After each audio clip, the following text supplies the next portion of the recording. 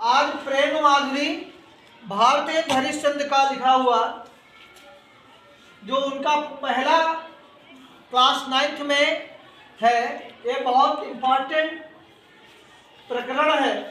लिखते हैं कि कूके लगी कोई लेकर मन पे बैठी फेरी, धोए धोए पास हिली हिली सर से लगे, बोले लगे दादुर मयूर लगे नाचे फेरी, देख के संजोगी जन हिया हर्ष लगे, हरि भई भूमि सिरी पावन चलने लगी, लखी हरि चंद फेरी प्राण तर से लगे, फेरी झूमी झूमी वर शाकी ऋतु आई फेरी, बादल निगोरे झुकी झुकी वर से लगे। वर्षा ऋतु का बहुत सुंदर वर्णन भारतेंदु हरिश्चंद्र जी करते हैं। और आइए व्याख्या हम बता रहे हैं आपको। ये जो प्रश्न पूछे जाते हैं उनमें से एक क्वेश्चन होता है रेखांकित अंश की व्याख्या कीजिए। वो प्रश्न मैंने टाल दिया है और 3 क्वेश्चन आपको रखे हैं, तो व्याख्या वाला सेक्शन आप पूरा समझ लीजिए। कहीं भी लाइन की व्याख्या आ जाए तो आप कर सकते हैं, ठीक है। तो वर्षा ऋतु का वर्णन करते हुए भारतेंदु हरिश्चंद्र जी कहते हैं, पहले शाब्दिक अर्थ देखिए, कूके लगी कोयले अर्थात कोयले कूकने लगी हैं वर्षा ऋतु के आगमन होने पर। भारतेंदु हरिश्चंद्र जी कहते हैं कि जब वर्षा ऋतु का आगमन हुआ तो कदम्ब के वृक्षों पर बैठ करके कोयले कूकने लगी। क्लियर? कदम्ब के वृक्ष पर बैठ करके कोयले कूकने लगती हैं या कूकने लगी हैं, और जो वृक्ष के पत्ते हैं धोए धोए पात अर्थात वृक्ष के पत्ते धुल धुल करके जो हिलते हैं तो बहुत सुंदर लगने लगे हैं। धोए धोए पात हिली हिली शर से लगे अर्थात वृक्षों के पत्ते धुल करके हिलते हुए बहुत सुंदर प्रतीत होते हैं, बहुत सुंदर लगते हैं। अगली पंक्ति देखिए कि बोले लगे दादुरु मयूर लगे नाचे फेरी। दादुर का अर्थ होता है बच्चों मेढक। क्या होता है? मेढक। मेढक तो बरसात होती तो आपने देखा होगा कि बहुत बड़े बड़े मेढक आ जाते हैं, काले काले पीले पीले, है ना, बहुत तरह के। तो मेढक जो है बोलने लगे हैं, ठीक है। मेढक बोलने लगे हैं। मेढक कैसे बोलता है? मेरे को मेढक बोलने लगे हैं और बोले लगे दादुर मयूर। मयूर का होता है मोर। मोर क्या करता है? यस, मोर नाचने लगे हैं, ठीक है। मेढक बोलने लगे हैं, मोर नाचने लगे हैं। देख के संजोगी जन हिया हर्ष से लगे। और ऐसा देख करके, इन दृश्यों को देख करके, कौन कौन से दृश्य? कोयलों का वृक्ष, कदम्ब के वृक्ष पर बैठ करके कूकना के दृश्य को देख करके, और पत्तों का धुल करके सुंदर प्रतीत होना उस दृश्य को देख करके, मेढकों का बोलने तथा मयूर के नृत्य को देख करके, ऐसे दृश्यों को देख करके जो संयोगी लोग हैं वो दिल में खुश होने लगते हैं। हिय माने हृदय, ठीक है। हर्षे का मतलब प्रसन्न, समझे? लगे अर्थात तो होने लगे, दिल में प्रसन्न होने लगे इन दृश्यों को देख करके।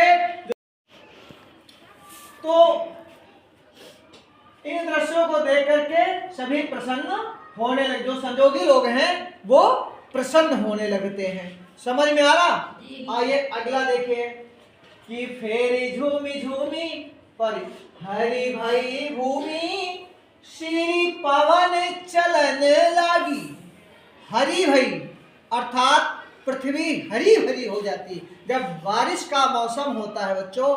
जब धूल पे जब बारिश की बूंदें पड़ती हैं तो चारों तरफ आप देखते होंगे कि फसल के साथ साथ अन्य भूमि में भी तमाम प्रकार के वृक्ष उगाते हैं ना, तो चारों तरफ हरियाली दिखने लगते हैं।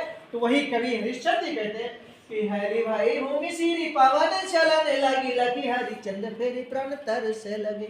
ओके, अर्थात पृथ्वी हरी भरी हो गई है, पृथ्वी हरी भरी हो गई। समझ में आ रहा? लाल स्वेटर, ओके। हरी भरी भूमि, पृथ्वी हरी भरी हो गई है। और सीढ़ी का अर्थ होता है बच्चों ठंडी। क्या होता है? ठंडी। सीढ़ी पवन चलन लगी और ठंडी ठंडी हवा चलने लगी है। ठीक है, हरी भरी भूमि, पृथ्वी हरी भरी हो गई है और ठंडी हवा चलने लगी है। हरी भरी भूमि सीढ़ी पवन चलाने लगी और लाखी हरिचंद्र फेरी प्राण तरसने लगे। ऐसे दृश्य को जो वियोगी लोग हैं उनके प्राण तरसने लगते। पहले बताया गया संयोगी लोग खुश हो जाते हैं और इन दृश्यों को देख करके जो वियोगी लोग हैं उनके प्राण तरसने लगते हैं। ठीक है, आगे देखें कि फेर झूमी झूमी वर्षा की ऋतु आई। होता है काले। क्या होता है? काले। हाँ, नी गोरे। नी का मतलब नहीं है गोरे का मतलब गोरे, जो गोरे नहीं क्या है? काले। ओके, तो हरिश्चंद्र जी कहते हैं कि घूम घूम करके बारिश की ऋतु आती है और काले काले बादल झुक झुक करके बरसने लगते। ये इसका अर्थ हुआ। सबको क्लियर हो गया ना? कोई डाउट? ओके, अब आइए इससे रिलेटेड जो प्रश्न है बच्चों। पहला प्रश्न है प्रस्तुत पद्यांश का संदर्भ लिखे। तो जिनको अभी संदर्भ लिखना नहीं मालूम है वो इसके बाद में आप संदर्भ लिखना सीख जाएंगे। कैसे संदर्भ लिखा जाता है देखिए, लिखेंगे प्रस्तुत काव्यांश या पद्यांश कुछ लिख सकते हो। ओके, प्रतिज्ञा प्रस्तुत काव्यांश किस पाठ से लिया गया है? प्रेम माधुरी। किस पाठ से लिया गया? हमारी पाठ्य पुस्तक हिंदी काव्य। ध्यान दीजिएगा, पुस्तक हिंदी काव्य इसको आप सिंगल काव्य में रखेंगे। काव्य के प्रेम माधुरी।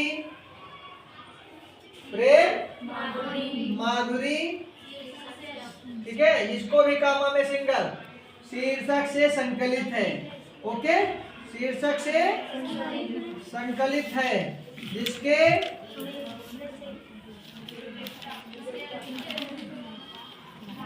रचयिता जिसके रचयिता भारतेंद्र हरिश्चंद्र जी। यस, भारतेंद्र हरिश्चंद्र जी को तो हम क्या करिए? टाइटल का नाम, शीर्षक का नाम और राइटर का नाम, लेखक का नाम। Okay, right. तो अगला प्रश्न है कि कोयले किस वृक्ष पर बैठकर कूक रही हैं? बच्चों बताइए। कदम्ब के। किस वृक्ष पर? उत्तर क्या हो जाएगा? कोयले कदम्ब के वृक्ष पर बैठकर कूक रही हैं। कदम्ब के वृक्ष पर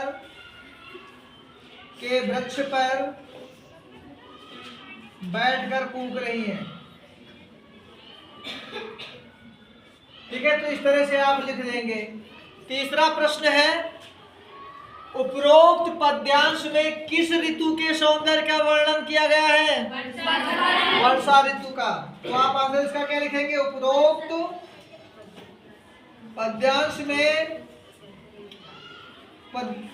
प्रतिज्ञा बताइए किस ऋतु का वर्णन किया गया? ओके, पद्यांश में वर्षा ऋतु का वर्णन किया गया। किस ऋतु का वर्णन किया गया? अब हम आपसे पूछते हैं इसमें कौन सा अलंकार है वर्णन किया गया है? बोले इसमें कौन सा अलंकार है? Very good.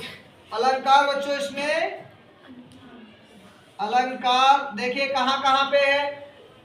कूके लगी कोयले कदम्बन, है ना जी। तो इसमें अनुप्रास अलंकार है। और बोले लगे दादुर मयूर लगे हिल हिल में अनुप्रास अलंकार तथा जो है इसमें पुनरोक्त प्रकाश अलंकार भी है। ठीक है, तो आप लिख सकते हैं अलंकार सॉरी अनुप्रास व पुनरोक्त प्रकाश। अनुप्रास व पुनरोक्त प्रकाश।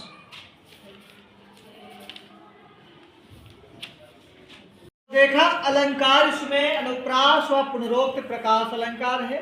ठीक है, ये आपका जो है संबंधित, यानी आपका एक्सप्लेनेशन पहले ऑफलाइन सारा बताया जा चुका है। ठीक है, और जब ये आपको रिलेटेड क्वेश्चन आंसर कराए जा रहे हैं तो उसको मैं रिवाइज करा देता हूँ, और उम्मीद है आप लोगों को वीडियो पसंद आया होगा, और अगर आया है तो वीडियो को लाइक करें, चैनल को सब्सक्राइब करें तथा ज़्यादा से ज़्यादा वीडियो को शेयर करें। धन्यवाद, best of luck, thank you.